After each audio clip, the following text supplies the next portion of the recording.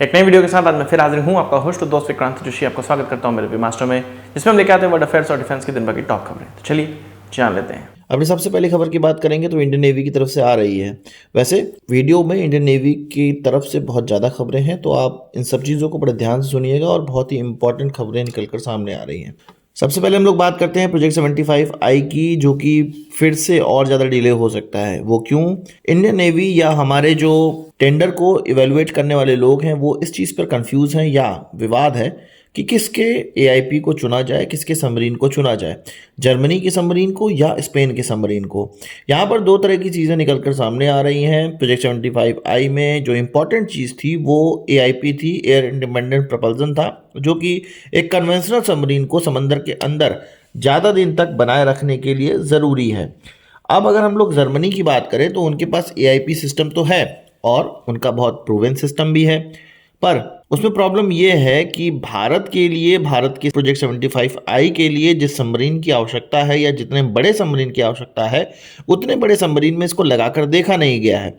Germany ने हमारे लिए टाइप 214 सबमरीन रखा है, जबकि अपने टाइप 212 सबमरीन में इसको लगाकर देखा है और काफी प्रूवन सिस्टम है। पर यहां पर कहा जा रहा है कि अगर इस जर्मन सिस्टम को अगर हम लोग चुन लेते हैं तो प्रॉब्लम यहाँ पर यह आएगी कि हमारे बड़े सबमरीन के लिए एआईपी को फिर से डिज़ाइन करना पड़ेगा, फिर से ट्रायल करना पड़ेगा और इसमें खर्चा ज़्यादा आने वाला है। वहीं बात करें स्पेन की नवंतिया कंपनी के सबमरीन को या उसके एआईपी को, तो वो बायो इथेनॉल बेस्ड टेक्नोलॉजी से लैस एक एआईपी है, जो कि काफ़ी उन्नत टेक्नोलॉजी है, लेटेस्ट टेक्नोलॉजी है और जर्मनी से ज़्यादा लेटेस्ट टेक्नोलॉजी है। साथ ही साथ इसकी रिफ्यूलिंग भी काफ़ी आसान है। बायो इथेनॉल हर जगह उपलब्ध रहता है, तो इसकी रिफ्यूलिंग आसानी से की जा सकती है। पर प्रॉब्लम यहाँ पर यह है कि अभी तक इसको सबमरीन में लगाकर जांचा नहीं गया है और समंदर में इसका कोई ट्रायल नहीं किया गया है। पर यहाँ पर अच्छी बात यह है कि स्पेन वही सबमरीन S80 क्लास का सबमरीन भारत के सामने रख रहा है, जिसके लिए इसको डिज़ाइन किया गया है, इस एआईपी को डिज़ाइन किया गया है और जिसमें कि इसको लगाकर देखा जाएगा और स्पेन की नेवी में इसका इस्तेमाल भी किया जाएगा। इसका मतलब ये है कि भारत अगर इनके सबमरीन को चुन लेता है तो डिज़ाइन करने में ज़्यादा समय नहीं लगेगा और ना ही ज़्यादा पैसा लगेगा। कम पैसे में ये सबमरीन हमारे पास आ जाएगा। पर इनके साथ प्रॉब्लम यह है कि इनका एआईपी सिस्टम जो कि इनके सबमरीन में लग कर आएगा वो 2026 तक ही रेडी हो सकता है और फिर इसका ट्रायल होगा। फिर ये रियल लाइफ में कैसा काम करता है, ये सारी चीज़ें देखनी होंगी।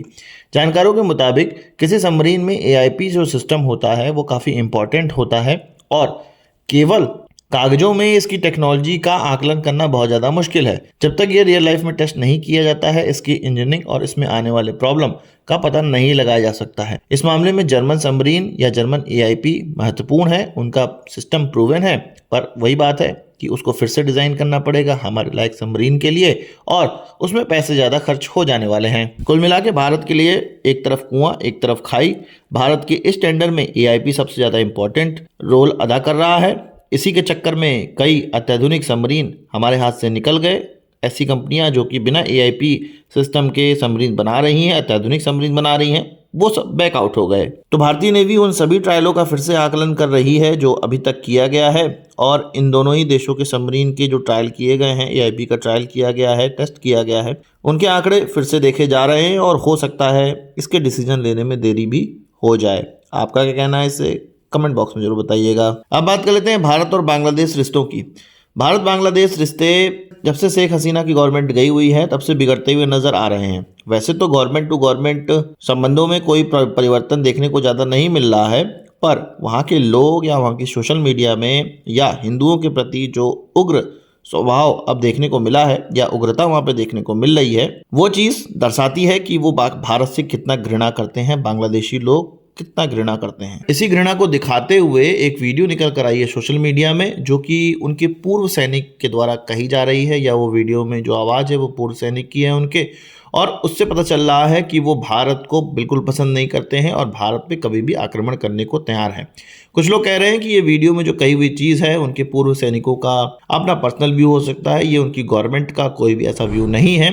पर इसी तरह की मानसिकता के लोग उनकी आर्मी में होंगे, उनके हेड बने हुए होंगे, उनके चीफ बने हुए होंगे और वो दिन दूर नहीं है जब ये चाहेंगे कि ये भारत पे आक्रमण कर सकें। इनका कहना है कि जो कोलकाता आसाम है इसको तो बहुत आसानी से लिया जा सकता है, जब भी चाहें हम ले सकते हैं। हमारे 5,000 लोग अच्छे से ट्रेंड लोग वहाँ पहुँचेंगे और कैप्चर कर लेंगे। इनका ये भी कहना है कि जितने बांग्लादेशी लोग हैं वो एक साथ आ जाएं तो हम भारत पे आक्रमण कर सकते हैं और ये जो पूरे बंगाल का इलाका है इसको भी अपने में सम्मिलित कर सकते हैं या अटैक करके हम ले सकते हैं। वैसे तो ये दिन में सपने देख रहे हैं और रात में तारे इनको आसानी से हम लोग दिखा सकते हैं, पर मुंह से बोलने में जा क्या रहा है, मीडिया में बोलने में जा क्या रहा है। पर बोलने से एक चीज तो पता चल रहा है, औकात इनकी है नहीं, पर ये घृणा जरूर करते हैं भारत से। तो आपका इस पर क्या कहना है कमेंट बॉक्स में जरूर बताइएगा। वीडियो भी आप देख सकते हैं, अगर कॉपीराइट क्लेम नहीं आता है तो इसमें लगा रहेगा।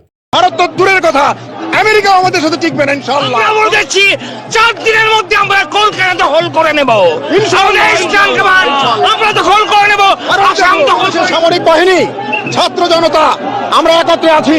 আমরা রাবার 5000 সদস্য, এই 5000 সদস্যের মধ্যে অর্ধেকই নবীন, 2500 আমরা যুদ্ধের মাঠে যেতে পারি। আর এর সাথে যদি 30 লাখ ছাত্র জনতা যোগ হয় তাহলে ভারত তো দূরের কথা, আমেরিকা আমাদের সাথে টিকবে না ইনশাআল্লাহ। আমি মেজর শরীফ, আমি বলে দিচ্ছি ভারতকে যে ট্রেনিং আমরা নিয়েছি, যে যুদ্ধ আমরা করেছি, আমরা শুধু 2 লক্ষ সৈনিক না, আমাদের সাথে 18 কোটি জনগণ আছে। আমাদের ট্রেনিং, আমাদের দক্ষতা ভারতের চেয়ে অনেক বেশি। আমরা যদি একবার সাহস করে আমার দেশকে যুদ্ধ করবে, আমরা বলে দিচ্ছি 4 দিনের মধ্যে আমরা কলকাতা দখল করে নেব ইনশাআল্লাহ। ইসলাম কমান আমরা দখল করে নেব, আসাম দখল করে নেব। इसके अलावा बात कर लेते हैं जो बैरक्टर TB2 ड्रोन डिप्लॉय करने की बात थी, जो बांग्लादेश की तरफ से भारत के बॉर्डर पर डिप्लॉय किया गया था, ऐसा इंडिया टुडे की खबर में निकलकर सामने आया था। कुछ पोर्टल इसको फॉल्स क्लेम कर रहे हैं, फेक न्यूज़ कह रहे हैं और कह रहे हैं कि ऐसी चीज़ें नहीं हुई हैं। डिफेंस मिनिस्ट्री के स्पोक पर्सन की तरफ से भी ये कहा गया है बांग्लादेश की तरफ से कि बांग्लादेश का जो डिप्लॉयमेंट है वो रेगुलर डिप्लॉयमेंट है, ऐसा कोई स्पेशल डिप्लॉयमेंट भारतीय बॉर्डर पर नहीं हुआ है और इनकी जो रूटीन एक्टिविटी है वही परफॉर्म की जा रही है। तो आपको क्या लगता है, क्या डिप्लॉयमेंट हुआ होगा? वैसे हमारी सेना इसका आकलन कर रही है और जो उचित कार्रवाई होगी वो की ही जाएगी। बात कर लेते हैं फिर से इंडियन नेवी की। तो हम जानते हैं कि न्यूक्लियर पावर सबमरीन 2 प्रकार की होती हैं, एक nuclear power ballistic missile submarine और दूसरी nuclear power attack submarine. Nuclear power attack submarine Bharat अभी तक नहीं बना पाया है, बैलिस्टिक सबमरीन हमने बना ली है। न्यूक्लियर पावर अटैक सबमरीन कहा जा रहा है, हमारे नेवी चीफ की तरफ से ये कहा गया कि 2036 से 37 के बीच में बन सकता है।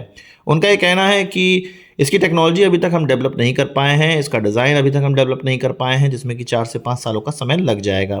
4 से 5 सालों का समय इसको डिज़ाइन करने में लगेगा और बनाने में भी 4 से 5 सालों का समय लगेगा। उसके बाद इसके ट्रायल होंगे और तब जाके ही इसका मास प्रोडक्शन या इसका जो प्रोडक्शन है वो करके इसको इंडक्ट किया जा सकता है। हम जानते हैं कि रशिया से जो न्यूक्लियर पावर अटैक सबमरीन लिया जाएगा उसी पर बेस्ड होगा हमारा अटैक सबमरीन का डिज़ाइन। और रशिया से जो आने वाला सबमरीन है जिसको कि हम चक्रा 3 के नाम से जानेंगे, आइनस चक्रा के नाम से जानेंगे, वो 2028 से पहले आ नहीं रहा है। अब 2028 तक वो आएगा, 4 से 5 साल हम उसमें लगाएंगे, फिर बनाने में लगाएंगे, तो 2036 से 37 तक का समय कहीं गया नहीं है। इससे पहले तो नहीं होने वाला, इसके बाद ही हो सकता है। तो न्यूक्लियर पावर अटैक सबमरीन के लिए हमें 10 साल अभी और लगने वाले हैं, 10 से 12-15 साल हमें लग सकते हैं और इसमें भी इंडिजिनस कंपोनेंट मुझे लगता है कि बहुत कम होंगे। हमें विदेशों से बहुत सारी चीज़ें खरीदनी पड़ेंगी, इनफैक्ट रशिया से काफ़ी चीज़ें खरीदनी पड़ेंगी।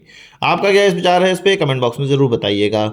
बात कर लेते हैं भारत और रशिया के संबंधों की। तो एक डील फाइनल होने वाली है। अल्माज आंते के डिप्टी चेयरमैन की तरफ से भारत की यात्रा करी गई और न्यू दिल्ली में एक मीटिंग भी कंडक्ट की गई। इसके अलावा बेंगलुरु में भी एक मीटिंग कंडक्ट करी गई है और ये जांचा जा रहा है कि भारत में किस कंपनी को वो ऑफसेट कर सकते हैं। किस चीज़ का ऑफसेट? असल में एयर डिफेंस सिस्टम के लिए एक रडार सिस्टम खरीदा जा रहा है जो कि लगभग कहा जा रहा है $4 बिलियन की डील होने वाली है।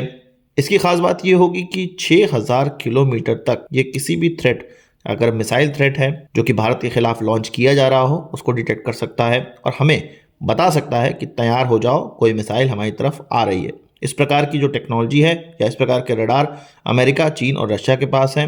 भारत के साथ ये डील हो जाती है तो भारत को भी इस प्रकार के रडार मिल जाएंगे। ये एक बड़ा ऐसा रडार होता है जो कि एक एडवांस अर्ली वार्निंग रडार होता है। अल्माज आंते वही कंपनी है जो S-400 भारत को सप्लाई कर रही है या रशिया के लिए S-400 बनाती है। कहा जा रहा है कि इसको चित्रदुर्गा कर्नाटका में डिप्लॉय किया जा सकता है जो कि एक DRDO की टेस्ट रेंज भी है। इसमें यह भी कहा जा रहा है कि 60% तक लोकल सामान या भारत में निर्मित सामान बनाया जाएगा।